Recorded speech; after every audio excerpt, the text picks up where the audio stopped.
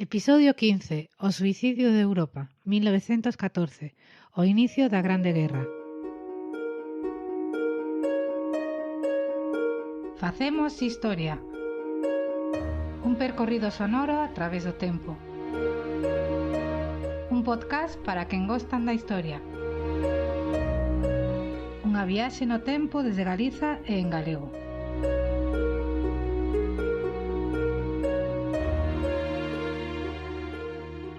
Bo día, neste domingo 5 de marzo, próximo xa ao final do inverno, e o domingo 1 de Coresma, eses 40 días que supoñen un tempo especial para as igrexas cristiás, católica, anglicana, ortodoxa e algunhas protestantes.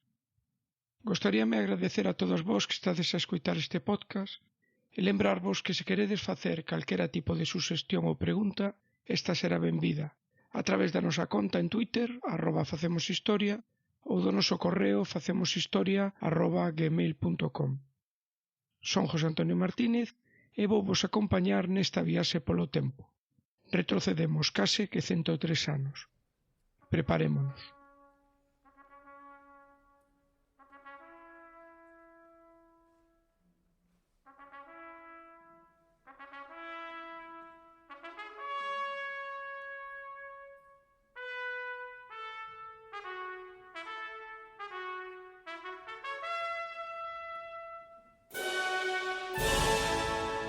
Cando existen varios imperios ao mesmo tempo e cada un pon en práctica a súa propia política imperialista de expansión industrial e territorial, convértense inevitablemente en inimigos.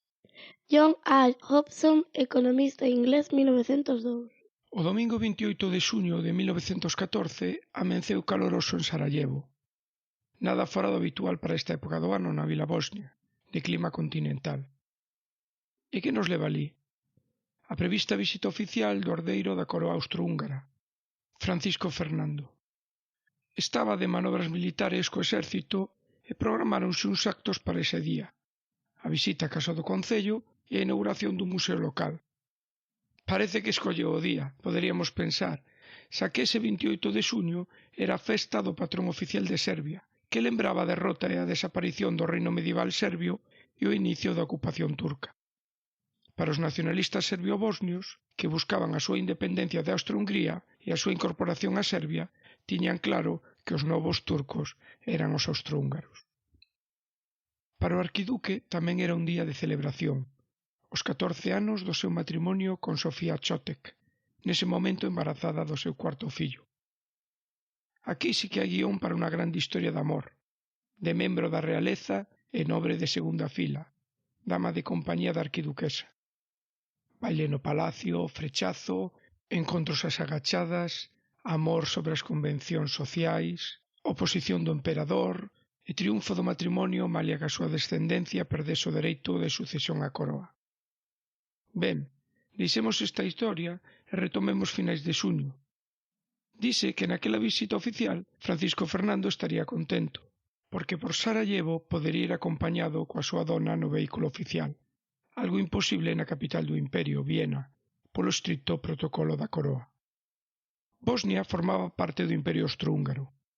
Nunha situación de fortes tensións territoriais na zona, con conflitos nos anos anteriores, un grupo terrorista nacionalista serbio, denominado a Man Negra, decidiu aproveitar esta visita para cometer un atentado contra o herdeiro do imperio. Buscaban a creación dunha grande Serbia, da que Bosnia formaría parte. Francisco Fernando era partidario de conceder máis autonomía para estes territorios. Esta postura non conviña ao grupo terrorista, que preferían posicionamentos máis ríxidos e centralistas por parte da corte de Viena para así reforzar as súas accións independentistas.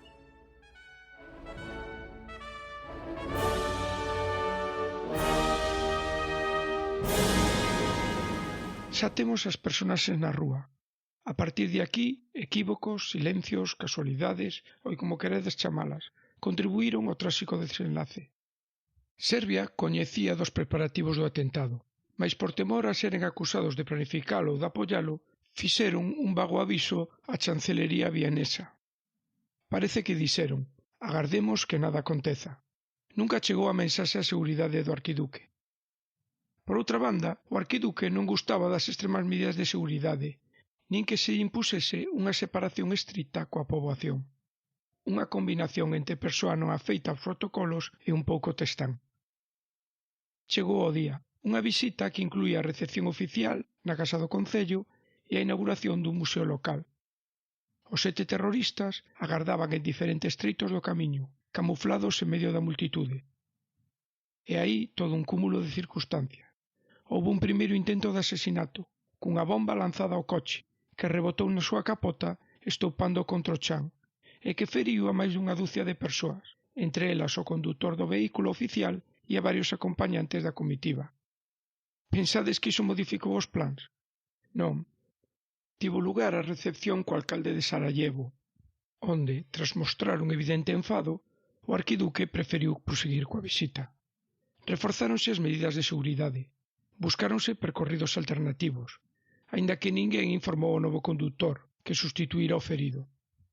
Cando polos berros do xeneral Potuarek o condutor tivo que parar o coche e dar marcha atrás para evitar a estreita rúa de Francisco Sosé e tomar a avenida Apple, un dos terroristas, Gavrilo Princip, que sin ter noticia do que pasara se detivera alí para comprar algo de comida, veu a súa oportunidade e, achegándose ao coche, asesinou o disparos o arquiduque e a súa dona. Cando se ia suicidar, a multitude abalanzouse sobre ele e impediullo. Din que as últimas palabras do arquiduque, xusto antes de morrer, foron «Non é nada, non é nada». Mais dese nada pasamos o que a historiografía deu un chamar o asesinato que mudou a historia, ou o asesinato que iniciou a Primeira Guerra Mundial. Foi este asesinato a causa da Primeira Guerra Mundial? Case 13 millóns de persoas van morrer a causa do asesinato do arquiduque e da súa dona? Asasinar un home é un crime. Asasinar un pobo é un asunto. Víctor Hugo, 1876, denunciou as atrocidades da guerra turco-serbia. Escoitemos un testemunho de primeira man dese día. Viena. De súpeto a música parou na mitade dun compás. Tal como souben ao cabo dos minutos, tratábase dun telegrama anunciando que a súa Alteza Real, o herdeiro do trono e a súa dona, que eran vítimas dun vil atentado político. Ao cabo de 2 horas, xa non se observaba sinal algún de aflicción. A xente falaba e ría. E pola noite, a música volvera a soar en todos os locais. Así escribiu anos despois Stefan Zweig, lembrando aquel día. Foi o asasinato do herdeiro a coroa austrohúngaro a causa da Primeira Guerra Mundial? Non. E aquí sí que teríamos que falar e distinguir causas conxunturais das causas estruturais. No 2014, cumpríndose o centenario do inicio do conflito, publicáronse moitas obras sobre o tema. E se algo ficou claro é que entre os historiadores aínda non hai un consenso claro sobre o que realmente motivou a Primeira Guerra Mundial. Preséntanse moitas causas, mas nós hoxe suímos tratar de ordenar as que se entenden como fundamentais. Facemos historia. Unha viaxe no tempo. O asasinato do herdeiro da coroa pódese considerar unha causa conxuntural, o detonante do conflito. Con todo, non pensedes que isto de atentar contra as autoridades era algo novo. A propia Sissi, Sabela de Baviera, primeira muller do emperador, morrera nun atentado en 1898. O zar Alexandre II fora asesinado en 1881 e o seu neto, zar actual, Nicolás II, sufrira un intento de atentado en 1891. A guerra non se iniciou tampouco como unha reacción en quente ao asasinato. E máis, a propia Serbia e a súa aliada Rusia viron como a tardanza da resposta de Austria-Hungría podería deberse a que ian utilizar o atentado como unha excusa para poder invadir Serbia, dándose o tempo suficiente para mobilizar as súas tropas. No que si está de acordo a historiografía é que a declaración de guerra non foi un feito inevitable. Por moito que as principais potencias europeas estivesen a preparar nos anos anteriores unha posible guerra, esta puido ser evitado, mais conscientemente deron os pasos para iniciar a guerra. Non foi ningún conflito accidental nin involuntario.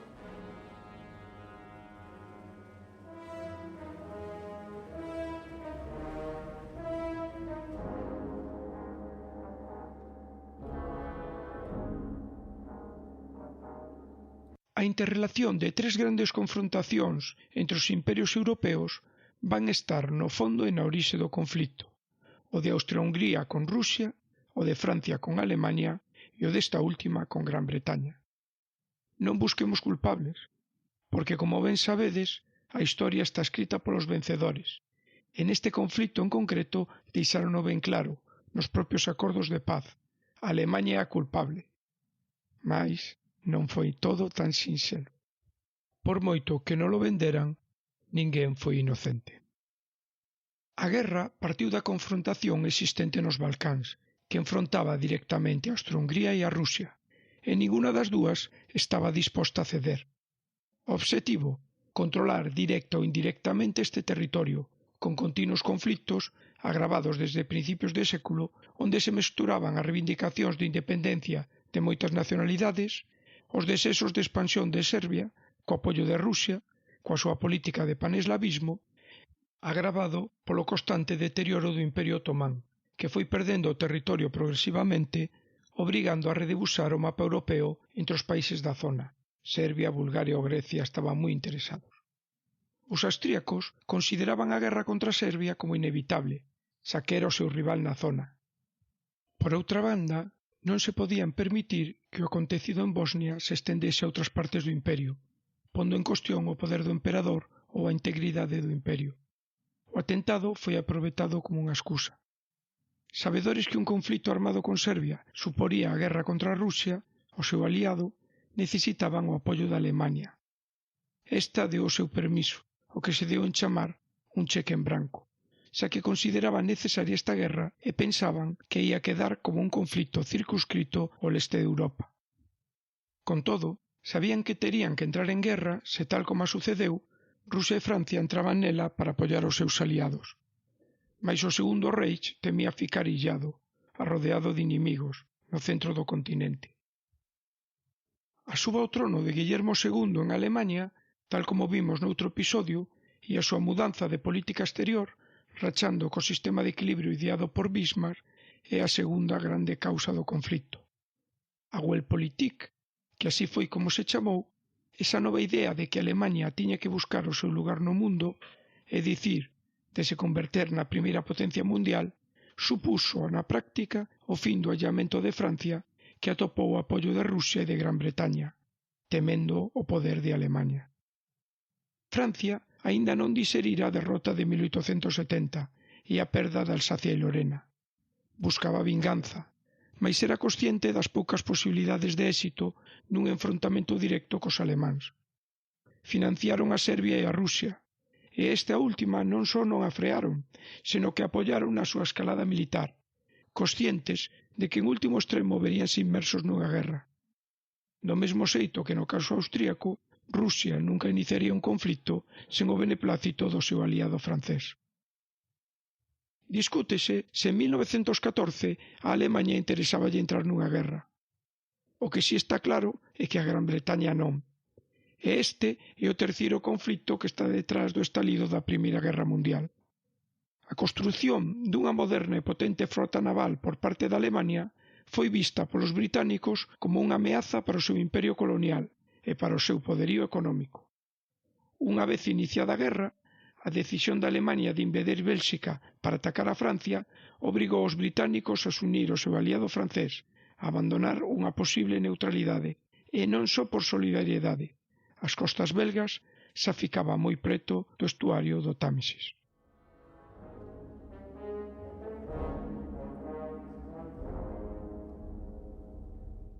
Non só de política exterior nacen as guerras. A historiografía analizou polo miúdo o papel das tensións internas nos diferentes países e que puideron actuar como factores, vías de escape, que levaron os gobernos da época a buscar un conflito exterior para solucionar os seus problemas interiores. Isto viuse con claridade no caso ruso, no austrohúngaro ou mesmo en Alemaña. Mais en ningún caso se considerou como factor predominante para o estalido do conflito. As músicas en Facemos Historia.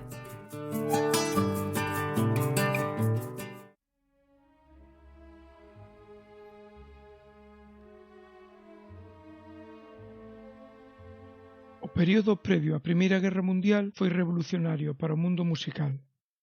Hoxe acompáñanos Gustav Mahler, nado nunha pequena aldea de Moravia, actual República Checa, mais que desenvolveu a práctica totalidade da súa carreira musical en Viena, a capital do imperio. Un traballador infatigable, dirixiu a ópera da corte para se encargar posteriormente da Filarmónica de Viena, na que traballaba intensamente 9 meses ao ano, só ficándolle 3 para se dedicar á composición. Escribiu obras sinfónicas polos que avanzou por camiños novos e revolucionarios, ampliando a orquestra, o número de partes, así como incorporando a voz humana, que pasa a ser unha das súas regras na composición. Morto en 1911 en Viena, a que volveu despois de traballar nos Estados Unidos, como outros moitos compositores, foi realmente recoñecida a importancia da súa obra tras a súa morte. Se houber algunha outra guerra en Europa, ela virá de algunha cousa idiota nos Balcáns. Frase atribuída a Otto von Bismarck. Agosto de 1914. E comezou a guerra. As principais potencias embarcáronse nun conflito que pensaban curto e victorioso. A opinión pública apoiabas, e os principais focos de resistencia, partidos e sindicatos de corte marxista ou anarquista, así como os militantes pacifistas, foron silenciados ou rapidamente incorporados á causa dos seus respectivos países. Ninguén é moito dicir, mas moi poucos, e de seguro ninguén dos que ocupaban postos de responsabilidade naquel momento, podían presupor máis de 4 anos de sanguenta contenda cun resultado de case que 13 millóns de mortos. Na busca da vitoria final, non contaban co desenvolvemento tecnolóxico, a capacidade destructiva, mais tamén a capacidade de resistencia dos países no inicio do século XX. A posibilidade da guerra non parecía tan destructiva para que todos resultasen perdedores e que a vitoria ao final non significase nada. Mais esa é outra historia, ou a mesma, mais noutro episodio. Se gostas da historia, se pasaches un bo rato ouvindo este episodio, lembra que podes nos seguir a escoitar a través das nosas contas en Spreaker, iVoox ou ben en iTunes, na conta de Facemos Historia. Podes visitar o noso blog facemoshistoria.wordpress.com, onde atoparás as referencias deste episodio. Non dubidedes en vos suscribir ao noso podcast en calquera das plataformas indicadas ou a través da nosa canle de YouTube. Non te perdas a nosa cita semanal e, como non, se queres contactar con nós para calquera tipo de consulta ou suxestión, podes facelo a través do noso correo electrónico facemoshistoria@gmail.com ou da nosa conta en Twitter @facemoshistoria. Agradecendo a vosa atención, despedímonos até o próximo episodio.